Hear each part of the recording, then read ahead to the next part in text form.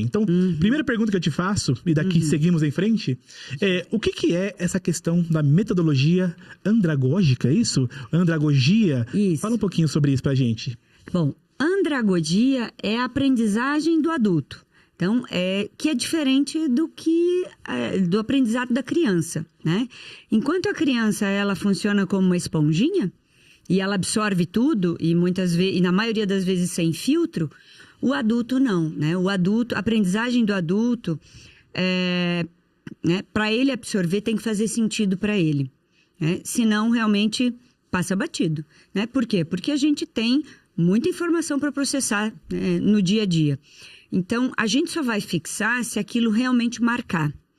E para marcar, eu não posso usar uma metodologia normal, né? Colocar ele sentadinho numa cadeira, ouvindo, paradinho, quietinho, né? Aliás, nem a criança faz isso, né? Imagina um adulto, né? Que tem uma série de outros pensamentos, preocupações, responsabilidades.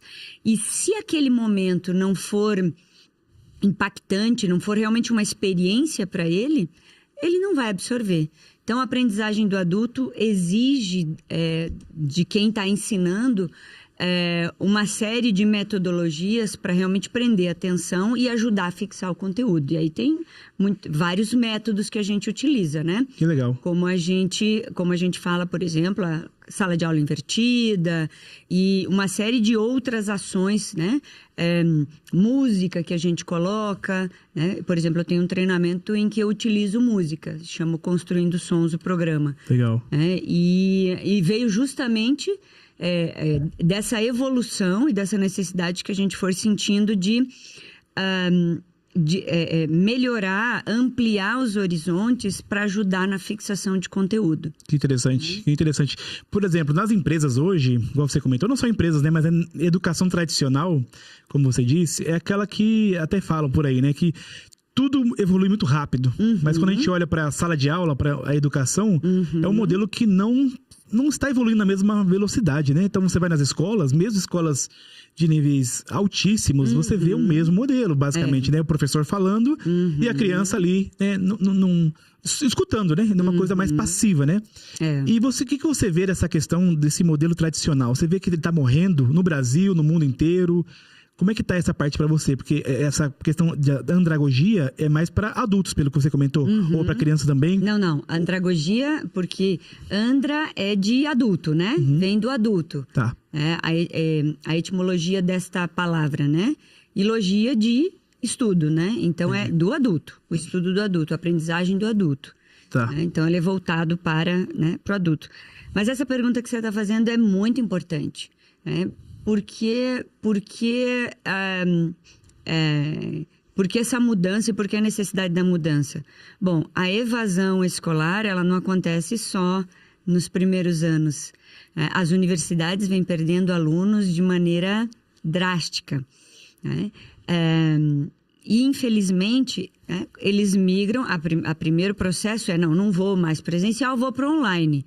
Vai para online, deixa a câmera fechada, está lá rodando a aula e ele não está participando. Por quê? Porque aquele professor que deveria está utilizando as metodologias ativas para atrair, né, trabalhos participativos, usando a sala de aula invertida, em que o aluno é que apresenta o conteúdo e o professor vai, como você falou ali nos bastidores, facilitando o processo de aprendizado e ali fazendo algumas pequenas correções, algumas pequenas participações, né? Esse é o ideal, na verdade, da aprendizagem do adulto.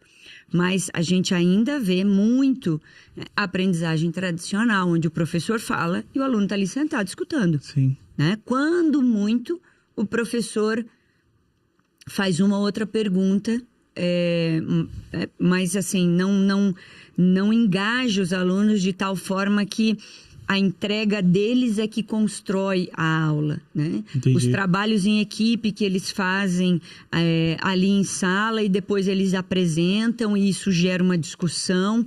Então, existem várias metodologias e é a falta disso, em grande parte, É claro que tem uma soma de outros fatores, né? O tempo mais escasso, a questão, né, da logística, que interfere, obviamente, né, na decisão do aluno de ir presencialmente para, né, uma universidade.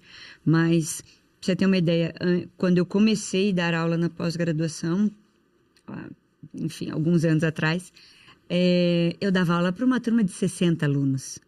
Hoje, quando muito, a turma tem 20. Na minha época tinha 48 pessoas na 2010, que eu me formei, imagina, era 48 pessoas. Na sua época que você é super jovem ainda. Eu me formei em 2010, então 4 anos, então foi em 2006 que eu fiz faculdade. A administração, na época era administração com ênfase em alguma coisa, né? Na época com recursos humanos. E aí que você comentou, realmente, a evasão, ela aumenta bem. Talvez por isso que começa, boa parte das universidades começa com muitos alunos, né?